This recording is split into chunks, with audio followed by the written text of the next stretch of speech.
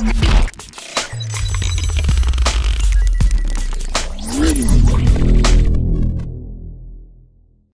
guys, welcome to Pop Culture Galaxy News.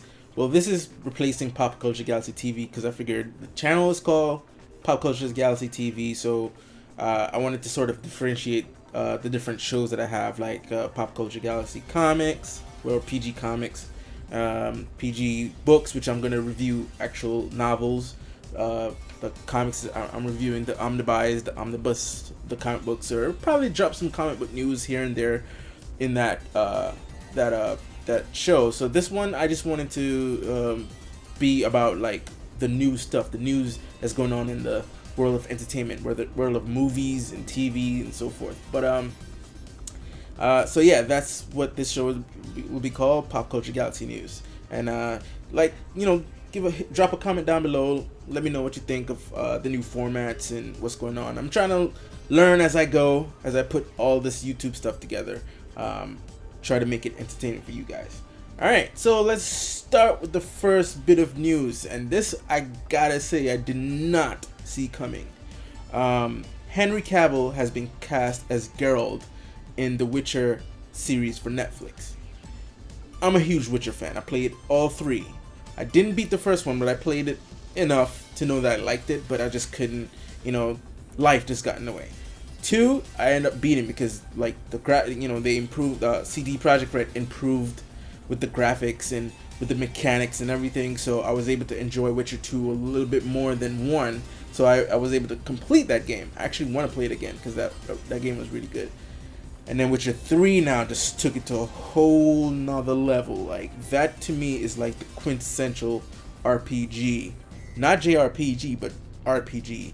Like it has everything. It has the vistas, it has the graphic, it has the story, it has the characters, and it has the world building. Like you feel so immersed in this world. I actually have the books, which I'm going to do for plugging the PG Books show that I have coming on. I'm actually going to do a reading marathon of all the books that came out so far and do my review on that. So Netflix decided to do the show, and I don't know if obviously they're gonna base it on the books, based on the synopsis. It'll be probably around the early times of the books where he and Yennefer just meets Ciri, based on the description. Now again, I didn't read the books, but I know something along those lines happened earlier in the books, maybe in the third book, I think. Either the second or the third book, you get introduced to all these characters, and so I'm really looking forward to what Netflix brings to the table with their 8-episode season of The Witcher. Now, back to Henry Cavill. The reason why I did not see this coming, other than the fact that Henry hasn't really done a television show since The Tudors, and right now he's Superman, and he's gonna have that big DC thing going on, and then other films are coming out as well. Like recently he just did Mission Impossible, which he killed, by the way. So I'm thinking he's past the television stuff, even though we're in the golden age of television where a lot of film actors are doing television, but at the same time, because he's so new to the film scene, he wants to kind of establish himself more on the big screen front before going back to television. So now he's been cast. So that's one of the surprise things. The other surprising thing is he did say he was interested. It would be cool if he could play Geralt. But a lot of times actors say things like, "Oh, I'd love to do that," or "I'd love to do this," but it's not really like anything that will come to fruition. Rarely has it ever come to fruition where an actor says, "Hey, that'll be cool to play in that movie or that role," or something like that. I'm talking really to the point I can't even really think of any at the top of my head, but I'm sure there are out there. Drop a comment down below if you wanna if you know of any situation where an actor spoke about a specific genre, a role, or doing something, and that was just more like it'd be a cool thing to do, and then they get to do it. So Henry's expressed interest in being Geralt, but like I said, I didn't think it would come out to anything. and then boom, right now he's cast as Geralt. Now, what do we think of Cavill taking on the role? Um, like that's the thing. Like he has such a unique voice. Geralt has such a unique voice in the games, to the point where when I'm reading the first book, like I'm picturing the same voice, like that monotone voice that really rarely shows emotion. So I'm really curious to see what Cavill could bring to the table, how his interpretation of Geralt is going to work. And then, I mean, one thing he does bring to the table that Geralt does have is the mass. Like, there's sometimes you'll see Geralt as a very slender type of character. You don't really see him as massive and tall. And then sometimes he's massive and tall, kind of like in Witcher 3. So I could see the physique. Now, here's the thing. We don't know if that derails him as playing Superman anymore. We don't know what's going on with DC. They really are keeping quiet, and rightly so. They're focusing on what the movies that they have coming out in the between this year and next year. They're not really talking too much about movies coming out in the future. But I really would love to know what they're doing with Man of Steel. Could this signal an end to his career with DC, or is it just the fact that it's just 8 episodes? It's not really a long commitment, so he has room to sort of play other characters, play Superman. Now, the whole debacle that happened with Mission Impossible, where he was playing a character with the mustache, and then he had to do reshoots for Superman, and he couldn't because he could, but they had to like digitize his face. Geralt, at least in Witcher 3, had the whole facial hair going on. Will he run into the same issue? Hopefully not. But then again, it should be earlier Geralt. If you like look at the covers of the books, it doesn't really describe him as having a beard. And then in the first 2 games, he didn't have facial hair. Maybe like a 5 o'clock shadow the most, but he didn't really get facial hair until the 3rd game. So I'm excited. I'm actually excited for his casting. I'm really curious to see what he brings to Geralt, and I can't wait to hear who they cast for Triss, if she's in it, and well, I know Yennefer is definitely going to be in it. Not sure about Triss. I'm looking forward to those 2 castings. And what's this? Damn it, I forgot his mentor. It slipped my mind, but I'm looking forward to his casting as well. So yeah, that's The Witcher. Now the next bit of news I want to talk about real quick is Die Hard 6, the franchise that is hard to die.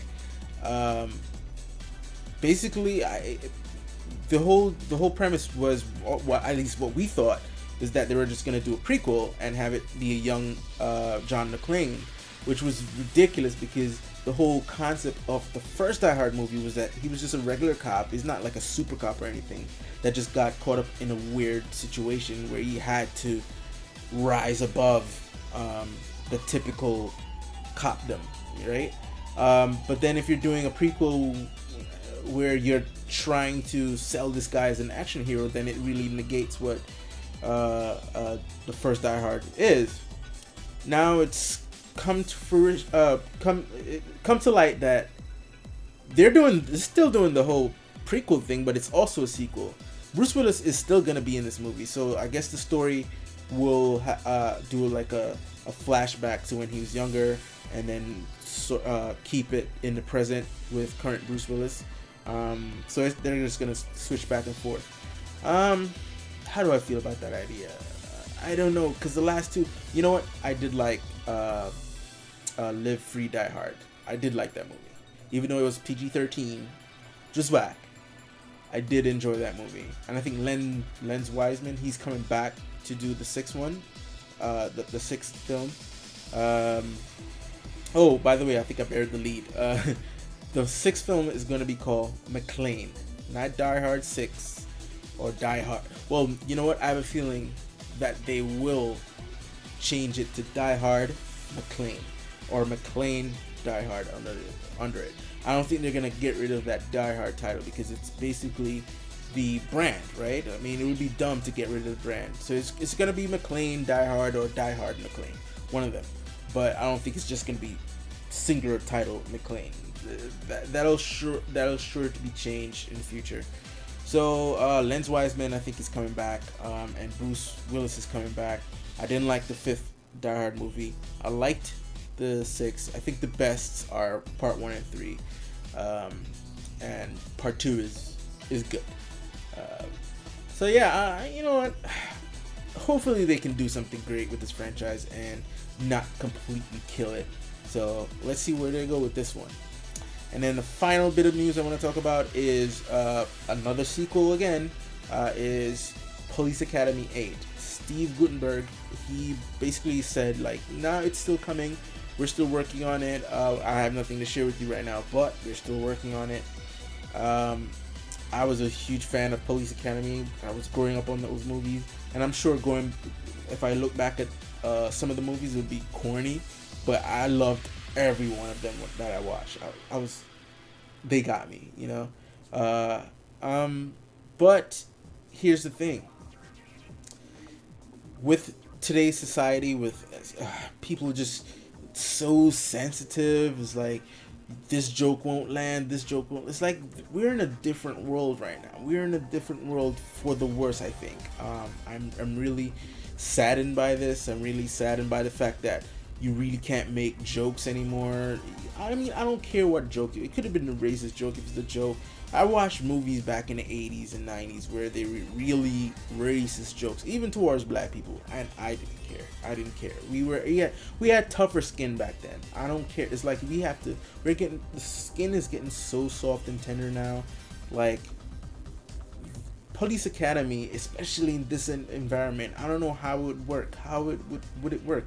I don't even one of the cops. I forgot. I don't remember her name, but you know, the tall, big-chested one. She was a mainstay for me, and I loved every time she showed up on the screen. But in this day and age, you know, like, can we do that? Probably not. You know, the sex appeal of Police Academy will definitely be gone. The hard edge jokes, even though I think maybe not all of them were rated R. I think maybe the last 2 were rated PG-13, but you can tell those were the worst ones. But just like the grittiness of it and the punchiness of the jokes, you know, like all of that is gonna have to be toned down. Like, I don't know. I don't know if Police Academy can work now, but more power to them if they try to make it work. I'll be looking forward to it and see what they bring to the table. Like I said, I was a huge fan of the series, of all the characters, of the jokes, the hard edge jokes, the sexiness of it, because, you know, he had a lot of nudity, including some of the cops as well. So it'll be a different tone for this Police Academy, and let's see what they can do with it. We look at 21 Jump Street. Even though I think 21 Jump Street, like, times are changing so fast. Even though 21 Jump Street came out just recently, it still came out within a time where you could get away with a lot of stuff. But people are getting so sensitive that maybe if 21 Jump Street came out today, people would have found something to be outraged about. So more power to them if they make it work, and let's just see. So alright, that brings us to the end of the show. Remember to hit that subscribe button if you're new to the channel. Hit the notification bell so you can know when I drop new videos, and drop a comment down below. Let me know what you think of the topics that I discussed today. Let me know what you think of the show, and as always, like, I'm trying to get to that 1,000 subscribers, so help me out with my journey. So until next time, folks, peace.